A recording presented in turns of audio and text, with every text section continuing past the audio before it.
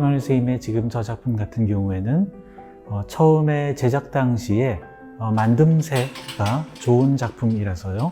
다행히도 지금 또 지내오는 동안에 큰 손상이 없었습니다. 그래서 제가 상태 점검을 했을 때 왁스로 코팅을 하는 정도로 초장기 만드셨을 때 모습으로 어느 정도 돌릴 수 있을 거로 판단이 돼서 이번에는 왁스 코팅 그리고 약간의 찍힘이라든지 아니면은 오물 자국 같은 것들에 생긴 반점 같은 것들은 이제 색맞춤으로 좀 보이지 않게 할 예정입니다.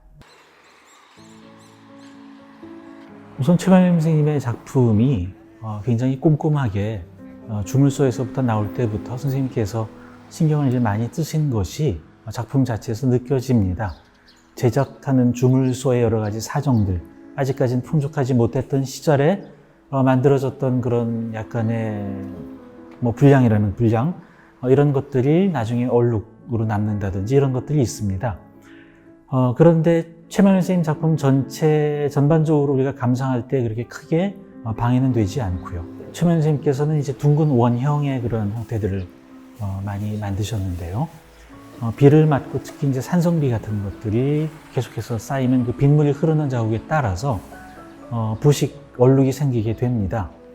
보통 이제 그것을 없애려고 하면은 표면을 모두 그라인딩, 다 갈아내고 새로 색을 입히거나 할 수도 있지만은 저는 이제 그동안 최만일 선생님 작품들을 보면서 어느 정도의 약간의 그런 줄 같은 것들은 세월의 흔적, 또 야외의 이것 작품이 쭉 살아왔던 그런 흔적으로 또 볼 수도 있기 때문에요. 하나의 작품에 남겨진 시간성이라고 해석을 할 때에 완전히 처음에 주물소에서 나온 것처럼 새 것처럼 만드는 것만이 좋은 보존 방법은 아니라고 생각을 하고 있습니다.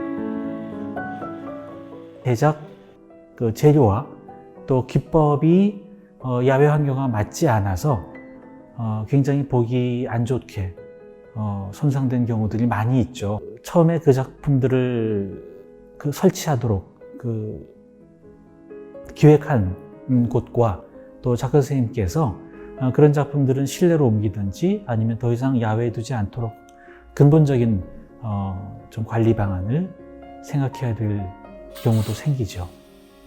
사실은 야외 환경 조각에는요, 관리가 쉽고, 그 다음 아무래도 환경 조각들은 사람들과 직접 맞닿아질 수 있기 때문에 사람들이 만지고 아이들이 올라타고 이러한 경우 수들을 모두 생각해서 그것에 적절한 재료와 또 기법, 또 형태도요. 또 너무 날카로운 면을 가지고 있으면 거기 상처를 입고 다치기도 하고요. 그래서 또 사람들이 매달렸을 경우에 넘어지지 않게 한다든지 그런 많은 것들을 생각해야 됩니다. 근데 이제 국내에는 아직 그러한 가이드라인이 없죠.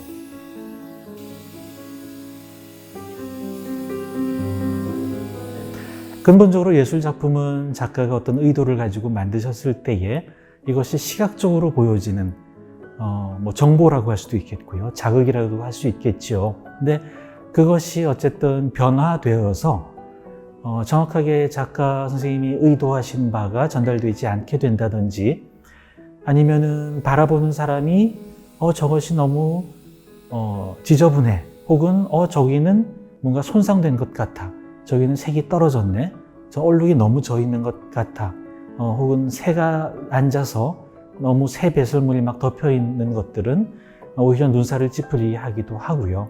우리가 왜 그런 공공장소에 공공예술작품이라는 것을 놓아두었을까에 대한 처음에 의도와 우리가 생각을 한다면 그것이 잘 좋은 형태로 남아 있어야만 한다고 한다는 것은 너무 당연한 것 같습니다. 그래서 보존관리 활동은 그것을 유지시키는 모든 활동을 이야기할 수 있겠죠.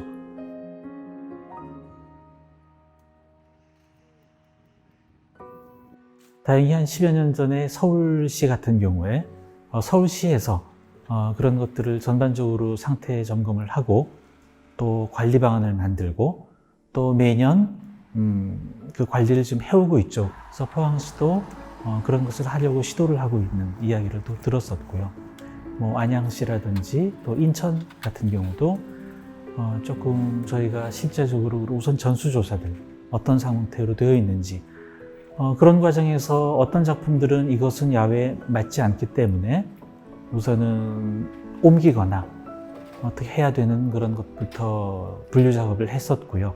해외 같은 경우에는요, 국가에서 세운 혹은 시에서 이런 기관에서 세운 것들은 그곳에서 관리를 하고 있고요. 저 같은 이런 보존 전문가들에게 의뢰를 해서 관리를 하고 있습니다. 그래서 우선은 이런 조형물들에 대해서 재료라든지 관리 방안에 대해서 이것을 정확한 정보를 줄 수 있는 그런 전문가 또가 가장 먼저 필요할 것 같습니다.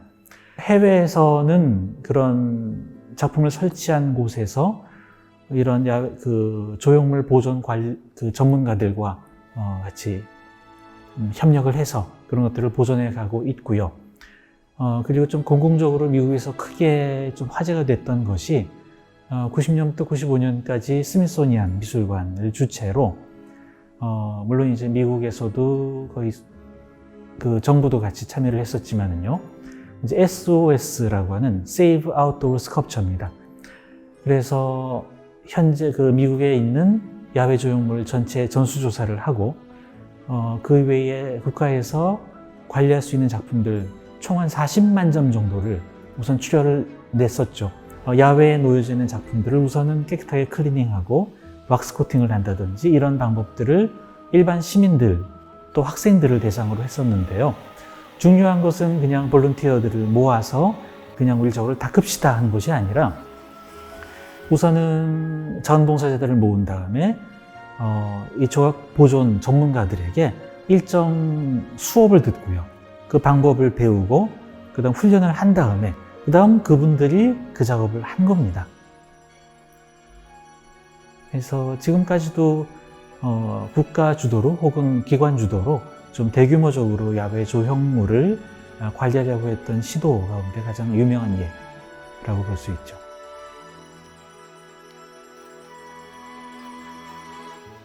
실내에 있는 것들은 뭐 그렇게 자주 할 필요는 없고, 전시가 끝나고 난 다음에는 실내에다 놓는 작품들은 항상 손을 봐서 넣어놔야 되죠.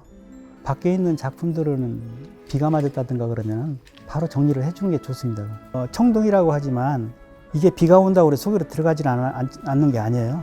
표면이 이제 주물을 붓다 보면 이제 기포도 있고 생겨서 물이 고이는 경우도 있고 그래서 안 보이지만 눈으로는 그런 것들이 이제 오래 방치해 놔두면 퍼렇게 변색이 돼서 그게 나중에는 이제 올라오죠. 그게. 야외에 있는 것들은 주로 한 달에 한 번 정도는 꼭 해주면 좋죠. 자주 손발쓸수록 좋죠.